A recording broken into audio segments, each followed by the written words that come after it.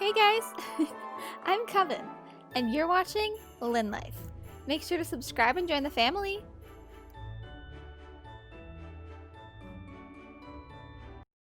Hey guys, welcome back to the channel. So today's video is something a little bit more positive than I typically do.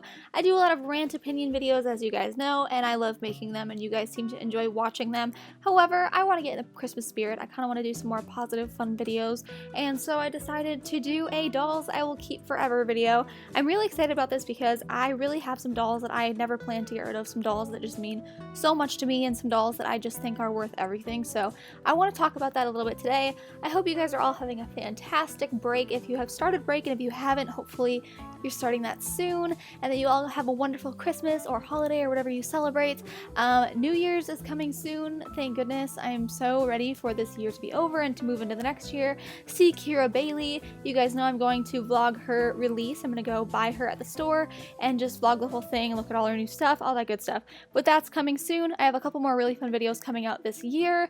Not exactly Christmas themed, but they will kind of be more positive, upbeat, kind of fun Christmas-ish tone videos. But that being said, I hope you guys enjoyed today's video. If you do, as always, make sure to give this video a big thumbs up and comment down below your favorite historical doll. So to kick off this list, we have Truly Me number 66, Cairo. Now, I have absolutely no idea why Cairo is on this list. She's still available, she's not retired, she's just a random doll, but I just connect to her so much. She's just one of those dolls that I just connected to right from the beginning, and ever since then I have just used her so much. I have no idea, like I said, why. She's definitely just stunning. She's got amazing hair, amazing eyebrows, her eyes are so pretty. I prefer her over Luciana so far, and I can't really explain why, but I picked her up at the benefit sale. I had never really noticed her before that point, but after that point she has just been a staple to me. I know I'll never get rid of her. I just love her so much, and I put little earrings in her ears. She has little gold earrings, and I don't know. I just can't get enough of her. So there you go. So the next doll should come as no surprise to any of you, and that's Coven, my create your own doll. I mean, Coven is just awesome. She's awesome down to everything, including her name, because, you know, she's named after a bunch of witches, so how much cooler can you really get as a doll? Not a lot. So Coven is one I adore. I will never get rid of her. She is the staple to my collection, at least one of the main staples, and I cannot imagine not having her. And just thinking about a time when I didn't plan on making her, when I had a different plan for my create your own, just makes me like cringe, because there's no way that I'd be where I am, both in my collection and with my channel, if it weren't for Coven. She definitely is something that has just propelled me, even just like in terms of my creativity for videos. Like, she just does so much for me, and I can't imagine not having her in my collection. Next up, we have this stunning doll, Truly Me number 49, Dani. Now, Dani is actually a doll where I can actually put my money where my mouth is with this, and the whole not selling these, because I've actually had someone offer to buy her in the past for more than I paid for her, which is the typical $100. Actually, had somebody offered to pay me $140, and I was like, no way, no chance. And she was still available, so I have no idea like what that was about, but basically, I will never part with her. I love her. I cannot even imagine not having her because of when I got her and just the story about her and how much sentimental value she has to me. Plus, she's such a stunning standout doll, and I just notice her every time I see her in anyone's collection. I'm always drawn to her because she really did like jumpstart my collection and where I am today. She was my fourth doll, and ever since then she has definitely become just a doll that I always go to. She's always wearing something blue because I just think it brings out her eyes so much, and she's just so pretty, and one of the dolls that without fail almost anyone that ever sees my collection always points her out. If they don't know anything about dolls, she's the one that everyone's immediately drawn to.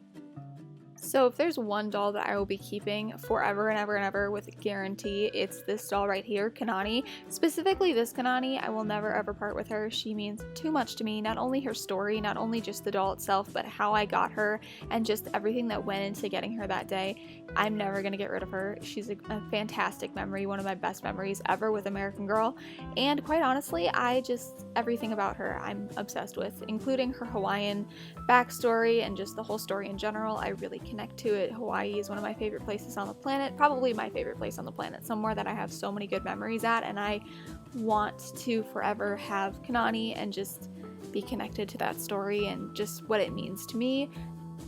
So I'm not gonna lie, very few dolls have ever surprised me the way that Percy has. So Percy is a Gabriella slash 46, and when I first got her, I obviously knew I was gonna love her from seeing her in person, but until that point, I'd never actually seen her in person or really looked at her much before. And on screen, on monitors, on, in magazines, whatever, she looks beautiful, but until you see her in person, you have no idea how pretty this doll really is. I mean, Percy is one of those dolls where when you see her, even in comparison to all the other dolls, she's the one that stands out to you. Her eyes are just really stunning and they pop out, just giant brown big doe eyes that just, you notice them right away. Her hair is gorgeous. She definitely stands out in a crowd, and I am so happy to have her. I had no idea I would love her this much, and unless you've seen her in person, like, you haven't really seen her, because I can't imagine my collection now without her, and I'm so pleased to finally have her in my collection. So here we have my doll Elizabeth. She's a historical doll that I got in 2010. She was actually my very first impulse buy, but she was my 5th doll, my first of many, many, many impulse buys, and where it kind of started to go downhill for me as a collector, or uphill depending on how you view it. If you're thinking about money-wise, I went downhill because it only went down from there. Anyway, I got her in person. It was super exciting to have her. She's super elegant, and I think of her all the time when I think of my most elegant, most exciting doll that I'll never do anything with.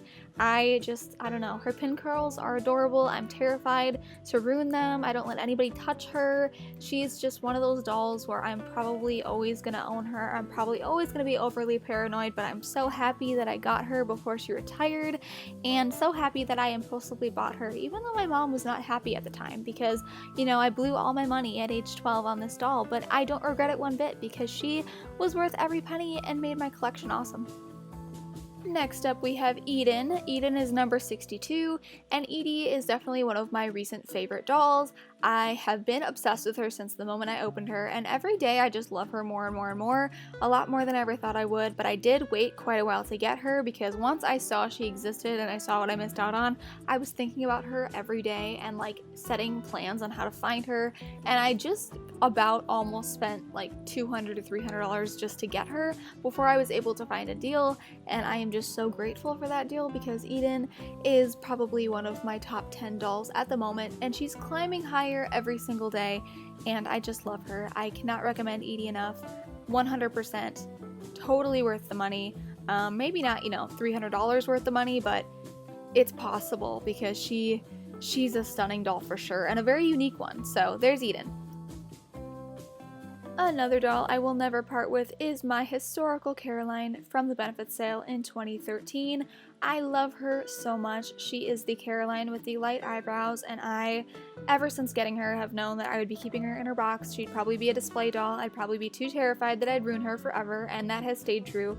But either way, I love her. I can't believe I own her. She's one of those dolls where when I look at her, I'm like, how did I get so lucky? How did I manage to grab this doll? Why was she still there when I got into the warehouse? What is up with that? But either way, I prefer her leaps and bounds over the historical Caroline I have, and I know that I will never ever get rid of her, and if I do, it'll be some crazy reason. So I know not everyone feels this way about their first doll, but I definitely do. My first doll was Marisol Luna, and she is hands down the doll that I would never ever part with. You are never gonna get her out of my arms. I will fight to the death for this doll. I love her so much. I got her when I was 7 years old in 2005 at the American Girl Place. She was the first doll I ever got, and I had been freaking out over her for months and months and months, and saved up for almost a year. I saw her full page spread of her with her whole body shown, and I just loved her hair and her eyes and everything about her and her story, and from that moment on I knew I needed to get her. So I went to the American Girl Place, picked her out with my entire family was there. It was so much fun. Big girls trip, really awesome, definitely a really great memory, and she kickstarted this entire channel, this entire collection, everything I have, and I cannot be more grateful for her. Alright, and the final doll I have on this list is truly me number 40, my doll Lily. Now Lily is a doll that I talk about a ridiculous amount, and you guys I'm sure are all sick of hearing about her and how much I love her, but I love her so much. And it's funny because the rest of these dolls mostly that I talked about have some sort of fun story or something behind getting them that makes them so special, but she does not. She's just adorable. Everything about her just makes me so excited to have her, and she's just so special. So that is Lily. And that is all I have for you guys today as far as dolls I'll never be getting rid of. I hope you enjoyed today's video. If you did, as always, make sure to give this video a big thumbs up and leave a comment down below. Like I said before, make sure to tell me which historical doll is your favorite and why. Or no, if you don't want to explain why, that's totally fine too, because I'm lazy, so I get that. But here we go. Anyway, thank you guys for watching, and I will see you guys all in the next one. Bye guys!